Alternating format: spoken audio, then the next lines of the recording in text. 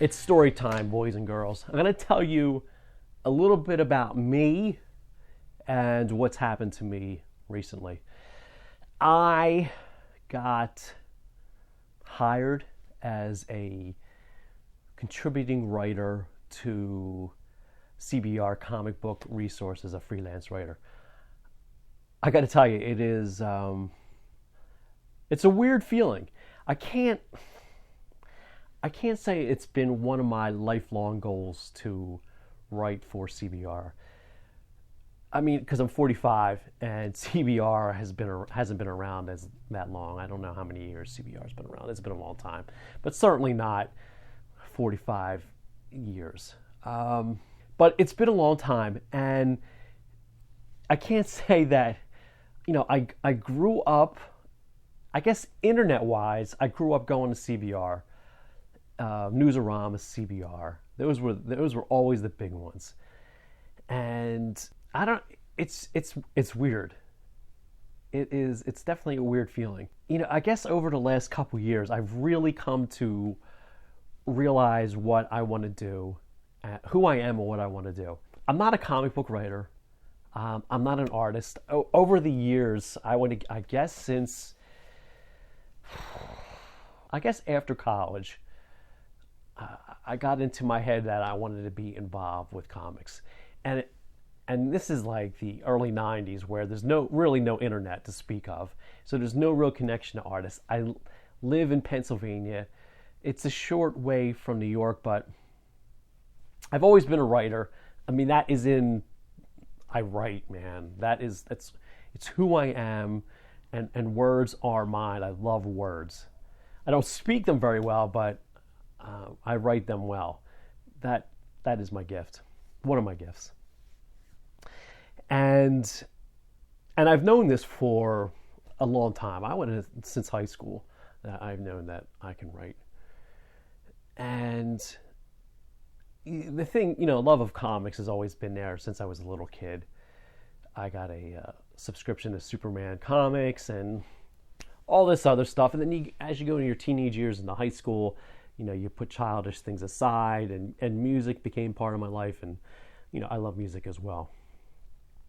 But after college, I got into this part in college, which is kind of weird. The whole video editing part. It's kind of weird because how my life has come full circle, I'll get to. So in college, I started off in journalism, and I ended up in radio programming. But in doing journalism, I learned how to edit both audio and video. And I never did anything with it. I just ended up working in retail and all this other stuff. So as I got older and started having kids, I came up, actually before I started having kids, I wanted to write, and I wanted to write comics. And as I was saying, in the early 90s, there wasn't this literal web of connections where you could reach out to artists, to writers, to comic book makers, and it certainly wasn't in the 90s like it is today. And I knew nobody in the industry, nobody. So that made it difficult. So if you're a writer, you need an artist. And growing up, I drew a lot, but never really took it seriously. So I started drawing.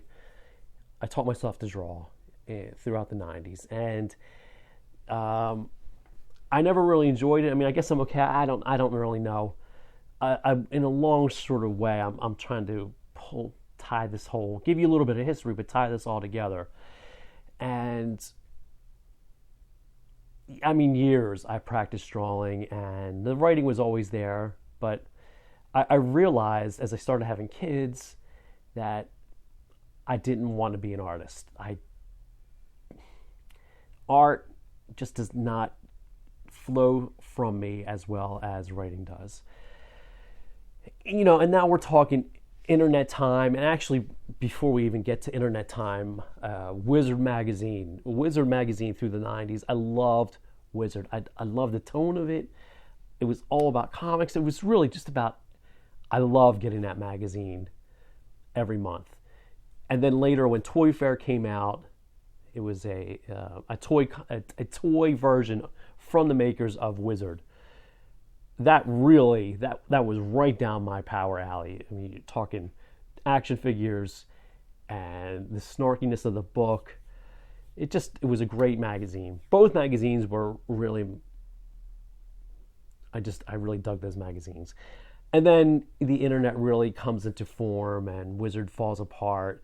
And these sites start popping up. Again, Newsarama and CBR and at the time, Raving Toy Maniac for toy stuff and Action Figure Insider and stuff like that. Those sites in the late 90s and early 2000s started really picking up steam. And since 2004, I've had any number of blogs. 2004 is when I started my first blog, and it's still out there. It's funny, again, about my life being full circle, how much of that original blog I still use in what I do today. But like I said, since 2004, I haven't consistently kept these blogs up. Just life, 4 kids, a job, and at the time a wife really stopped me from being productive in this blog. So my dreams, dreams. I always wanted to be involved in comics. I always wanted to be involved in the community. It was about this time I realized that even a writer of comics, it's just not who I didn't, and I don't want to write a book. You know, people have said that to me, why don't you write a book? I don't have the stamina. To write a novel or a book, it takes so much discipline and stamina, and I don't have either one of those. So that is not my thing. And I'm also saying that I don't think I have it in me to write a comic book. Now, if somebody came to me and says, yo, we want you to write Superman, do you have any stories? Well, I don't have any stories off the top of my head, but if I can bounce some ideas off of somebody, I'll come up with something. That I could do. But, you know, and as a one-off shot thing or a couple issues, but to be as a career, a comic book writer, that is not who I am. This is who I am. What I'm doing right now, the website that I have, the-newsbox.com, and this, and which I have mentioned, is who I am. But I've only realized that within the last couple of years, and I'm sort of going in circles here.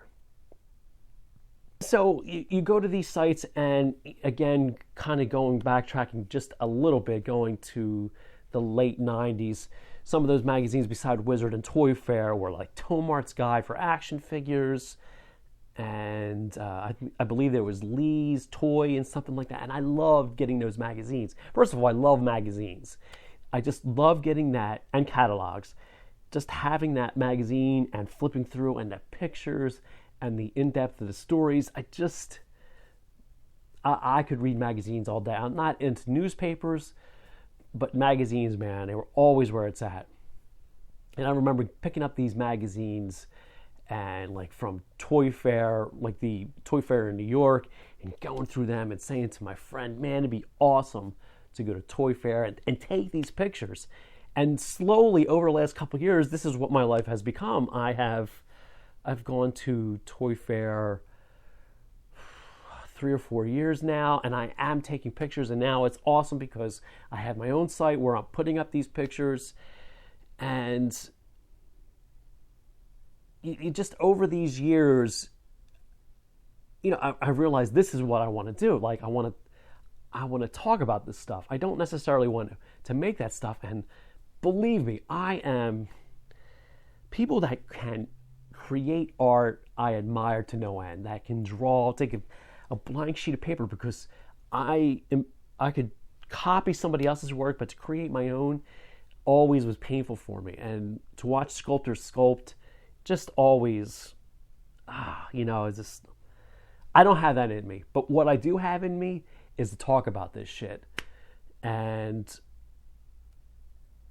I can't exactly pinpoint the moment where I said to myself, this is what I want to do, and I want to write for CBR. This is where I'm bringing this thing full circle. But at some point along the way, it's like Comic Book Resources is one of the biggest sites out there for comic information. And, well, if they're the biggest, I want to write for them. And over the years, as I started writing for smaller sites, and nothing about putting down those other sites, because I think most of the sites that I have written for in the past, I'm still friendly with, or at least I hope I am on good terms with them. And have made most of those people my friends. That's where I want to be. Like, I guess what I want is my name to mean that. Like, when you talk pop culture, when you talk entertainment, and we talk comics, like, yo, this guy, let's have a conversation about this stuff. I am in no way, shape, or form saying that I know everything about comics. I don't, man. I don't know a lot about comics.